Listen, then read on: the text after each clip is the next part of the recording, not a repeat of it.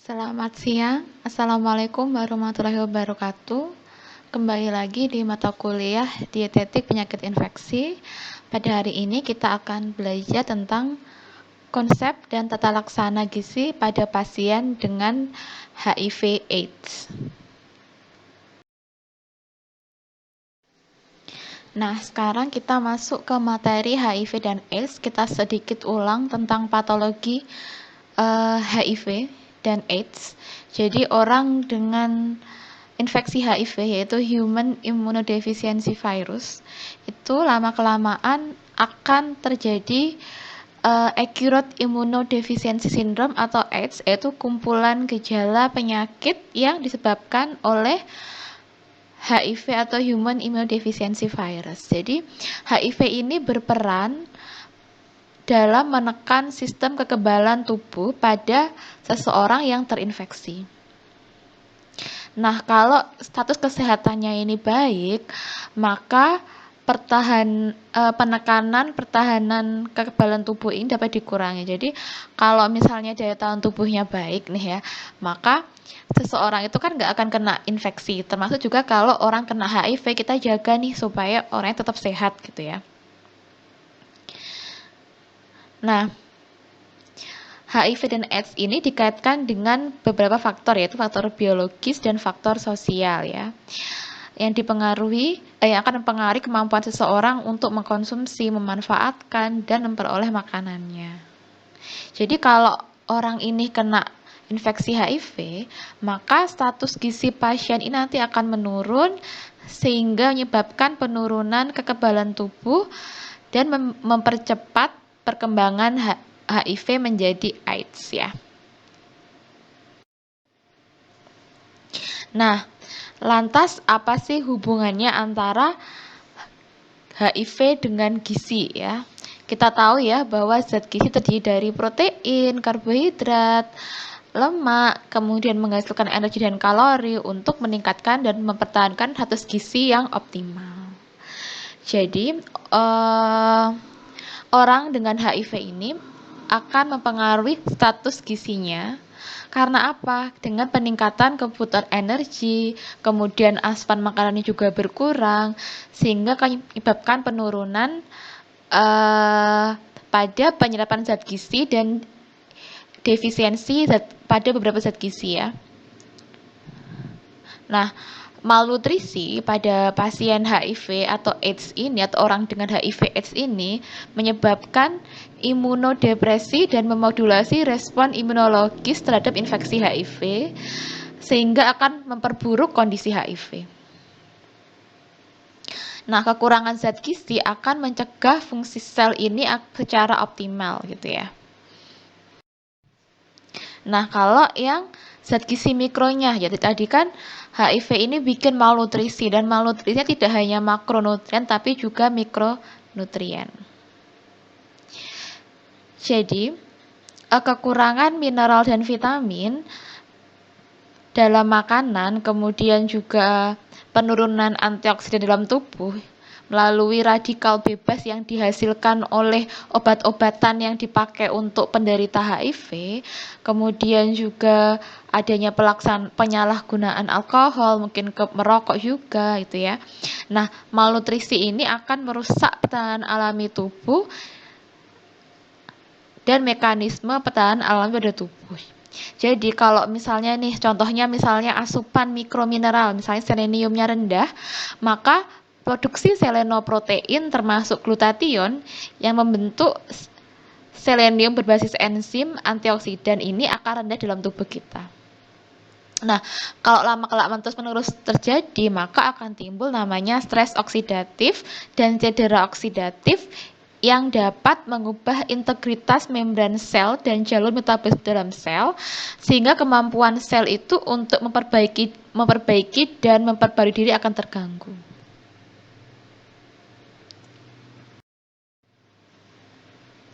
Nah, tadi kita fokus pada gizi dengan HIV. Jadi, HIV ini menimbulkan infeksi pada beberapa sistem organ dan terjadi namanya metabolic failure, yaitu kegagalan metabolisme.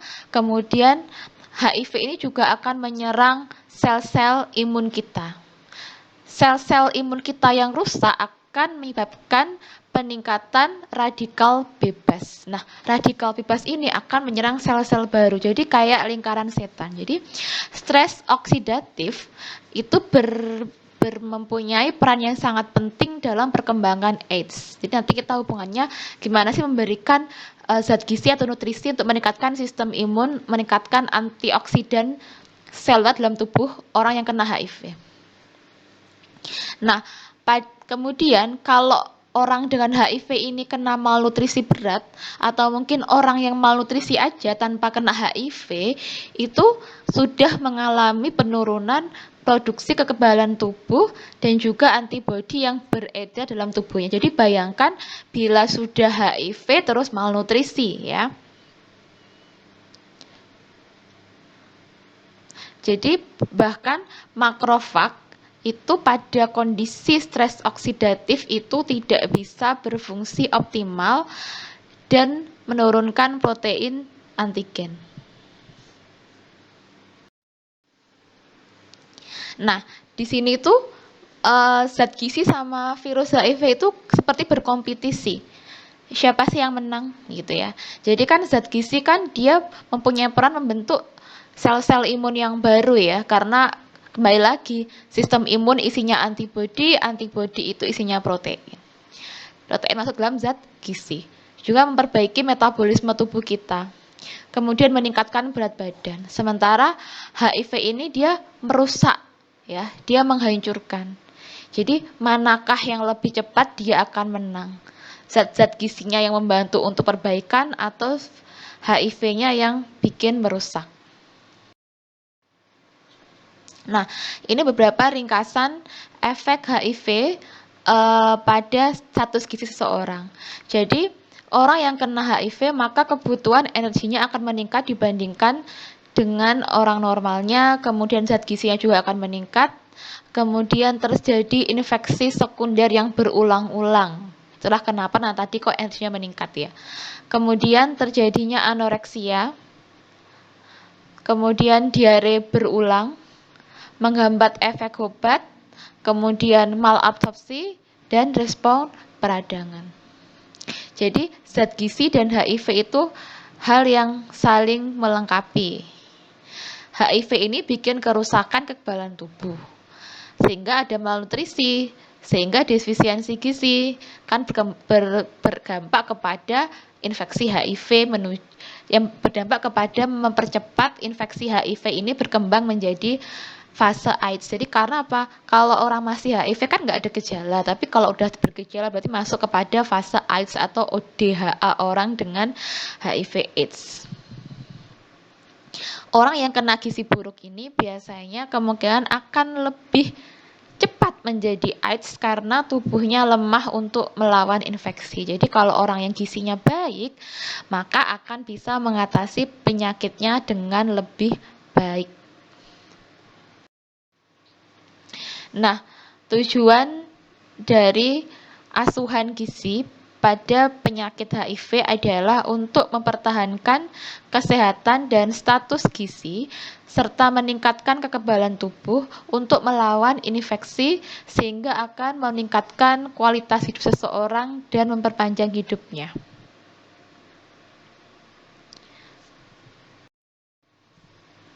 Nah, untuk asuhan gizi pada orang dengan HIV/AIDS, yang pertama adalah asuhan ini merupakan komponen penting perawatan individu yang terinfeksi HIV. Jadi, karena lagi-lagi malnutrisi itu akan mengurangi kapasitas tubuh seseorang untuk melawan infeksi sehingga terjadi penurunan kekebalan pada tubuhnya. Kemudian orang dengan HIV/AIDS ini juga akan mengalami penurunan berat badan karena kurang zat gizi. Jadi salah satu faktor yang bertanggung jawab kekurangan zat gizi pada orang yang terinfeksi HIV adalah karena tadi ada gejalanya kurang nafsu makan ya. Yang biasanya terjadi karena orangnya itu sulit menelan makanan akibat adanya infeksi atau patologi oral ya, seperti sariawan atau esofagitis, kemudian kandida atau jamur yang merupakan infeksi oportunistik atau infeksi penumpang umum pada orang yang terinfeksi oleh HIV.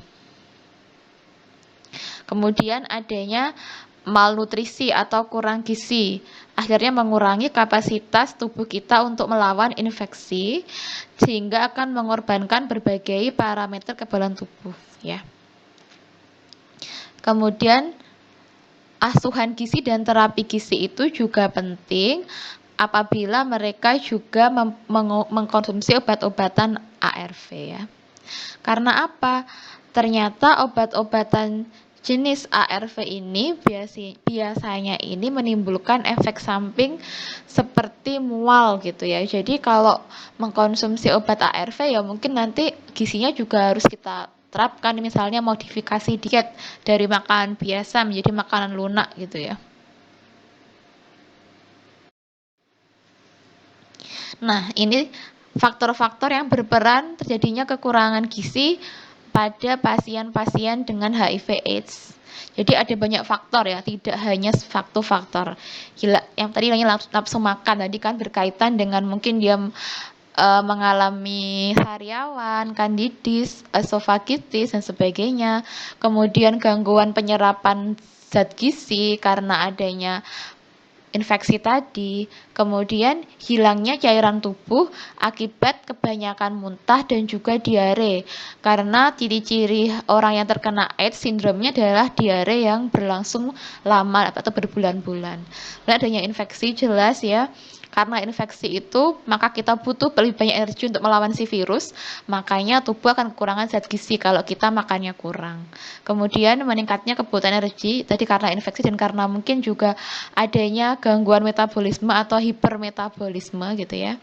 Kemudian juga karena psikososial isu, jadi orang yang kena HIV bisa depresi gitu ya, atau dananya kurang, itu juga akan menjadi kurang gizi pasiennya. Nah, ternyata ada beberapa makanan atau pengaruh makanan dengan obat-obatan yang digunakan untuk ARV yaitu antiretrovirus. Jadi makanan ini akan menyebabkan penyerapan ARV dan obat IO ini akan terganggu. Nah, beberapa jenis obat ARV dan jenis IO ini akan tidak boleh dikonsumsi saat lambungnya itu isi. Jadi ada yang bilang kalau dia ini mengganggu penyerapan, kalau ada zat gizi yang masuk saat konsumsi ARV, maka ARV-nya ini tidak akan berfungsi secara sempurna, makanya diminum saat lambungnya kosong. Jadi fungsi dari pengaturan diet untuk HIV ini juga berperan untuk mengurangi efek samping dari obat ARV tadi. Nah, dalam menangani HIV/AIDS ya, jadi ada 3 pilar ya.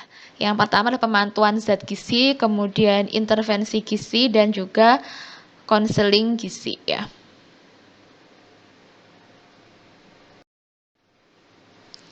Yang pertama adalah pemantauan status gizi ya. Jadi tujuannya adalah untuk mengetahui status gizinya. Kita harus pantau setiap bulannya. Apakah normal, apakah jadi lebih buruk, atau jadi lebih kurang. Caranya bagaimana? Dengan anamnesis diet. Kemudian pengukuran antropometri dan pemeriksaan laboratorium. Kemudian yang kedua, tujuan intervensi gizi. Tujuan utamanya adalah mempertahankan status gizi agar orang dengan HIV/AIDS ini tidak cepat masuk ke tahap AIDS. Dengan caranya apa? Jadi harus komprehensif ya, jadi mulai dari upaya promotif, jadi pencegahan dulu supaya nggak jadi AIDS. Preventif ya, kuratif kalau udah sampai AIDS, dan juga rehabilitasi gitu ya. Apalagi kalau dia misalnya ada obat-obatan terlarang, kemudian mengkonsumsi banyak alkohol dan sebagainya. Kemudian peningkatan energi dan protein yang dibutuhkan karena untuk mengobati infeksi yang ada. Kemudian peningkatan kalori sebesar 150% dari kebutuhan normal. Kemudian intervensi ini biasanya dapat dilakukan di rumah sakit atau mungkin di puskesmas ya, atau mungkin juga dengan rawat jalan. Jadi keluarganya yang akan perlu kita edukasi. Kemudian kalau dia di rumah sakit maka akan dilakukan oleh tim konseling gizi. Jadi konseling gizi merupakan salah satu komponen yang cukup penting dari semua program perawatan pada HIV. Fokusnya pada apa? Ya tadi fokus kepada penilaian zat gizi, kemudian konseling dan pengelolaan ODA pada keadaan di mana SDA-nya terbatas ya. Jadi konseling gizi pada ODA tujuannya apa toh? Tujuannya adalah untuk mendapat jaminan kebutuhan gizi sesuai dengan kondisi kesehatan dan kemampuan keluarganya. Kemudian pendampingan kepada orang dengan HIV/AIDS dan masyarakat. Konseling meliputi apa? Bisa penyuluhan kalau orangnya banyak. Kemudian pengaruhnya apa sih kalau kena infeksi HIV ke status gizinya, kenapa sih kita harus jaga makan kita gitu. Kita beri juga, tahu juga ke pasiennya bagaimana tata laksana gizinya, bagaimana secara menyusun makannya sehari, pilih bahan makanannya seperti apakah gitu ya. Kemudian kita lakukan pendampingan dari aspek psikologisnya juga. Kemudian kita kasih tahu, oh efek samping obat retrovirus itu bisa loh menyebabkan mual. Jadi mualnya itu bukan karena obatnya gitu ya. Jadi memang kita harus edukasi dari awal.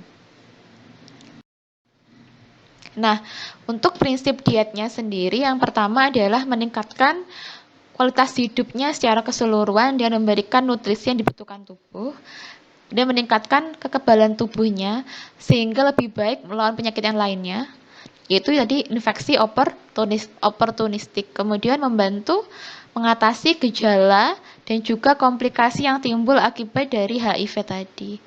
Apa? Misalnya kayak kemarin udah TBC dan sebagainya. Kemudian kita tingkatkan efektivitas pengobatan dengan menggunakan diet yang benar-benar dan mengatasi efek samping yang timbul akibat pengobatan.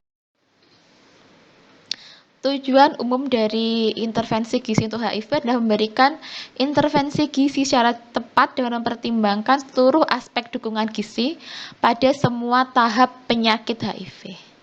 Kita capai dan pertahankan berat badan serta komposisi tubuh yang diharapkan, terutama lean body mass atau BMI-nya. Karena tadi lagi-lagi malnutrisi berperan penting terhadap morbiditas dan mortalitas pada orang dengan HIV. Kemudian kita penuhi semua kebutuhan zat gizinya pada HIV dan kita dorong orang tersebut untuk berperilaku hidup dan sehat ya. Karena jangan sampai nanti dia kena infeksi virus atau bakteri karena PHBS-nya tidak baik. Tujuan khususnya adalah untuk mengatasi gejala diare yang paling sering timbul, yaitu diare, mual dan muntah gejala yang paling sering timbul pada HIV. Kemudian kita capai berat badannya normal. Tapi ingat ya, kalau udah normal ya nggak usah mencapai, berarti mempertahankan. Jadi tujuan itu disesuaikan dengan masing-masing kasusnya. Kemudian mencegah untuk BB-nya menurun ya. Kemudian memilih makanan yang adekuat sesuai dengan kemampuan makannya dan jenis terapi yang telah kita putuskan untuk diberikan. Nah, untuk syarat diet pada HIV yang pertama adalah energinya itu tinggi ya. Lagi-lagi karena apa? Ya karena dia ada infeksi, maka faktor stresnya akan meningkat. Aktivitas fisiknya juga akan meningkat, kenaikan suhunya akan meningkat ya. Jadi baik orang dengan HIV/AIDS yang simptomatik bergejala maupun tidak bergejala tetap diperlukan energi yang tinggi. Kebutuhan energinya ini cenderung meningkat sebesar 10% untuk menjaga berat badan dan aktivitas fisik pada orang dewasa yang terinfeksi HIV. Jadi kalau energi tinggi, protein tinggi, ATP gitu ya. Nah, kalau misalnya dia kebutuhan energinya meningkat 10%, itu misalnya dari awal dia tanpa gejala 10%. Tapi kalau misalnya simptomatik alias bergejala, asupan energinya ini bisa meningkat sampai 20-30%. Nah, kalau pada anak-anak biasanya energinya ini ditingkatkan hingga 50-100% pada kebutuhan normal. Kemudian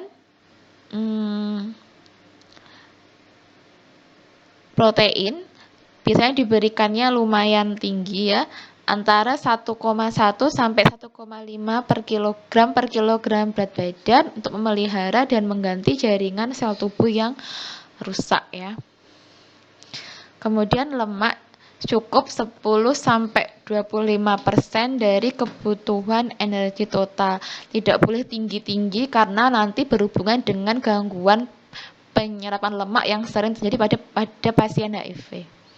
Kemudian ini nih kita berikan sumber antioksidan. Dari apa? Dari vitamin dan mineral yang tinggi, yaitu 1,5 kali atau sekitar 150% dari AKG, terutama yang berhubungan dengan sistem kekebalan tubuh selulernya, itu vitamin A, B12, C, E, kalsium, magnesium, seng, dan selenium.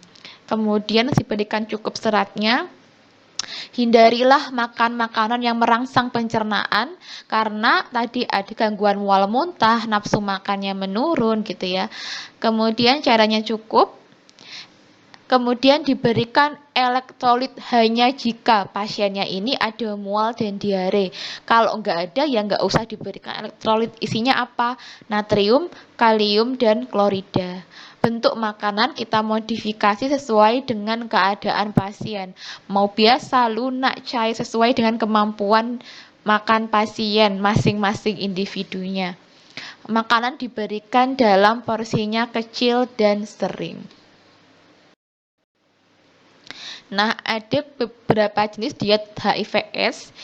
Yang pertama, diet AIDS 1 diberikan kepada orang yang mengalami infeksi dengan gejala panas tinggi, sariawan, sulit menelan, sesak nafas, diarenya akut, tidak sadar, kemudian makanannya itu berupa apa?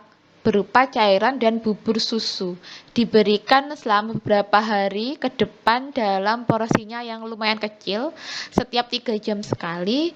Kemudian bila sulit menelan atau mengunyah, atau misalnya orang yang nggak sadar, bisa diberikan dalam bentuk sonde atau dalam kombinasi makanan cair. Kemudian diet HIV/AIDS 2 diberikan ketika berpindah dari AIDS 1. Jadi setelah tahap akut teratasi, sudah tidak masuk ke dalam ruangan-ruangan ICU misalnya, baru diberikan dalam bentuk saring atau cincang. Kita evaluasi nih, kalau makanan saring atau cincangnya sudah habis, kemudian pasien sudah mulai bisa mengunyah, maka kita pindah dari diet AIDS 2 ke diet AIDS 3. Diberikan dalam bentuk makanan lunak atau biasa. Jadi diet AIDS 3 ini bisa diberikan kepada pasien dengan gejala yang ringan atau tanpa gejala ya. Diberikan dalam posisi kecil dan sering. Dietnya tinggi protein, tinggi energi, vitamin dan mineral itu yang diet AIDS 3. Tapi kalau 1 dan 2 sesuaikan dengan kemampuan makan dari si pasien. Nah, gejala klinis pada pasien HIV yang terkait dengan gangguan gizi ya. Yang pertama adalah anoreksia dan disfagia. Jadi obat antiretrovirus ini biasanya akan menurunkan nafsu makan pasien. Itu efek sampingnya. Kemudian adanya kandida atau infeksi jamur pada mulutnya sehingga pasiennya juga sulit menelan. Maka diberikan apa? Dietnya lunak, makanan nggak merangsang, makanannya melalui sedotan ya. Makanannya yang dingin, minumnya melalui sedotan. Kemudian kalau mengalami diare akut gimana nih makanannya ya. Kita hindari makanan yang berlemak karena ada diare, ada malabsorpsi dan tidak boleh diberikan antioksidan berupa buah-buahan bentuknya jus secara berlebihan. Kemudian juga perlu cairan yang cukup, kemudian buah-buahan yang rendah serat karena tadi ada diare, tinggi kalium dan magnesium untuk mengganti zat-zat gizi yang hilang karena adanya diare akut dan malabsorpsi. Yang ketiga adalah sesak nafas. Kalau pasiennya mengalami sesak nafas, nah ini beda lagi dietnya gitu ya. Diberikannya gimana? Tetap porsinya kecil dan sering. Kemudian diberikan makanan yang tinggi lemak. Kenapa? Karena makanan yang mengandung karbohidrat itu akan meningkatkan metabolisme oksigen, jadi meningkatkan kadar CO2 dalam darah. Jadi kalau misalnya pasien sesak nafas, kita berikan makanan tinggi lemak, tapi kita cari lemak-lemak yang lemak jenis PUFA atau MUFA, jangan yang SAFA. Karena lemak ini mempunyai hasil akhir metabolisme CO2 yang lebih rendah dibandingkan dengan karbohidrat dan protein. Kemudian kalau pasiennya mengalami gangguan penyerapan lemak, maka bisa diberikan diet rendah lemak. Konsumsi minyak jenis PUFA dan MUFA seperti kedelai, minyak jagung, minyak sawit ya. Atau yang MUFA yang intinya itu tidak perlu banyak banyak energi dan usaha untuk memecah-mecah si lemak tadi ya. Kemudian sehingga akan membantu penyerapan lemak. Kemudian kita berikan tambahan vitamin yang berhubungan dengan yang diperlukan lemak untuk menyerapnya, yaitu vitamin A, D, E, dan K. Yang ketiga, demam. Jadi kalau orangnya demam, kita apakan? Kita tinggikan proteinnya. Kita berikan makanan lunak, porsinya kecil tapi sering, lebih dari biasanya ya, karena demam.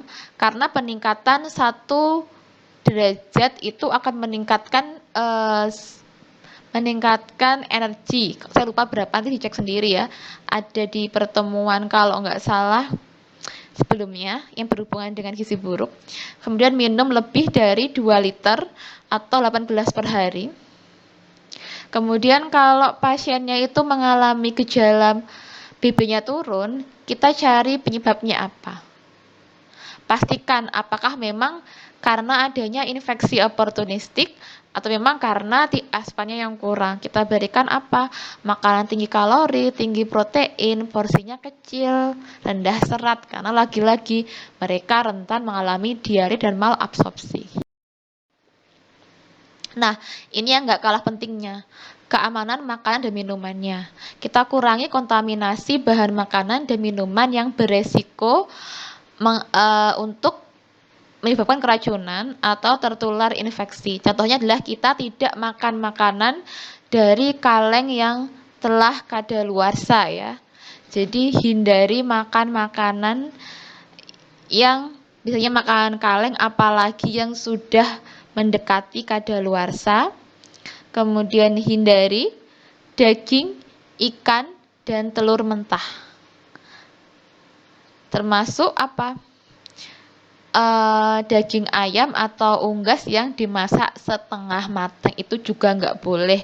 Kenapa nggak boleh? Karena biasanya masih ada bakteri yang belum mati. Contohnya Salmonella, E. coli yang banyak ada di bahan makanan protein hewani. Kemudian hindari konsumsi sayuran mentah atau lalapan. Lagi-lagi karena apa? Karena adanya bakteri atau mungkin adanya virus atau parasit gitu ya. Kemudian hindari juga jajan-jajan yang sembarangan. Lantas bagaimana untuk wanita hamil dengan HIV? Jadi saat ini nggak ada data spesifik mengenai dampak HIV dan AIDS dengan kondisi terkait kebutuhan zat gizi selama kehamilan dan menyusui. Jadi asupan makannya hampir sama dengan ibu hamil yang tidak dengan HIV. Jadi asupannya sesuai dengan rekomendasi untuk ibu hamil biasa. Nah, lantas bagaimana dengan asupan gizi pada bayi dari ibu yang mengalami HIV? Jadi bayi yang lahir dengan ibu yang HIV itu biasanya beresiko lebih tinggi mengalami BBLR, kemudian malnutrisi dan kematian dalam 2 tahun pertama dibandingkan dengan anak-anak yang lahir dengan ibu yang tidak kena HIV. Nah, prinsipnya kalau misalnya untuk bayi atau yang dari ibu yang mengalami HIV ya, biasanya itu terjadi penularannya itu ketika menyusui, makanya dianjurkan tidak menyusui dan diberikan PASI atau pengganti ASI. Jadi bila seorang ibu penderita HIV menyusui secara berkepanjangan, maka penularan melalui ASI ini separuh infeksi HIV pada bayi dan anak-anak. Tetapi jika bayi ini tidak diberikan ASI, maka tidak terjadi penularan yang signifikan gitu ya. Nah, tetapi kan tadi bayi kan gampang meninggal BBLR gitu ya. Makanya biasanya kalau untuk bayi yang memang dia perlu menggunakan ASI, biasanya bisa diberikan ASI dari ibu yang menderita HIV dengan cara diperas, kemudian kita hangatkan ASI-nya dulu sampai suhu 66 derajat Celcius supaya tidak ada virus HIV yang ada di ASI. Karena ibunya mengalami ODA atau orang dengan HIV AIDS, sehingga mengurangi resiko penularan HIV dari ibu ke anak. Nah, untuk rekomendasi terkait ibu yang menyusui tetapi kena HIV, jadi kita berikan secara eksklusif 4-6 bulan untuk ibu yang tidak diketahui status HIV-nya. Tapi bila ibu HIV-nya positif, dianjurkan tidak diberikan ASI dan diberikan pengganti ASI atau susu formula atau susu kambing yang dianjurkan. Kemudian bila tidak mungkin pakai PASI, kita tetap berikan ASI eksklusif 4-6 bulan dan segera hentikan apabila ternyata ada resiko ibunya kena HIV. Nah, untuk beberapa bahan makanan yang dikonsumsi atau dianjurkan untuk dikonsumsi untuk ODA, yang pertama adalah tempe dan juga produk-produk turunannya mengandung protein dan B12. Jadi tempe ini dia bahan makanannya yang banyak mengandung vitamin, terutama vitamin B kompleks. Kemudian sumber protein hewani yang tidak banyak lemak. Jadi kalau misalnya diberikan ayam ya pakai ayam bagian dada, buang lemaknya. Kita berikan wortel karena dia tinggi beta karoten sehingga akan meningkatkan daya tahan tubuh dan membentuk CD4. Dan bersama vitamin E dan C, wortel ini berfungsi sebagai anti radikal bebas. Kemudian kembang kol, dia tinggi Zn, Fe, mangan, dan selenium, sehingga akan mencegah kekurangan zat gizi mikro dan membentuk CD4. Kemudian juga tingkatkan konsumsi sayuran hijau dan kacang-kacangan yang mengandung B1, B6, B2, zat gizi mikro lainnya untuk mencegah anemia dan membentuk CD4. Kemudian untuk buah-buahan yang mengandung lemak tinggi jenis MUFA dan PUFA itu ada alpukat yang bisa berfungsi sebagai antioksidan dan menghambat replikasi pada virus HIV. Kemudian kita juga kurangi bahan makanan yang menimbulkan gas dan kita tambahkan bahan makanan yang tidak menimbulkan gas karena berhubungan dengan adanya gangguan mual dan muntah pada pasien HIV. Nah, sekian untuk materi pada hari ini. Silahkan dikerjakan kasusnya. Kalau ada pertanyaan, boleh bertanya lewat WA atau di forum. Selamat belajar. Assalamualaikum warahmatullahi wabarakatuh.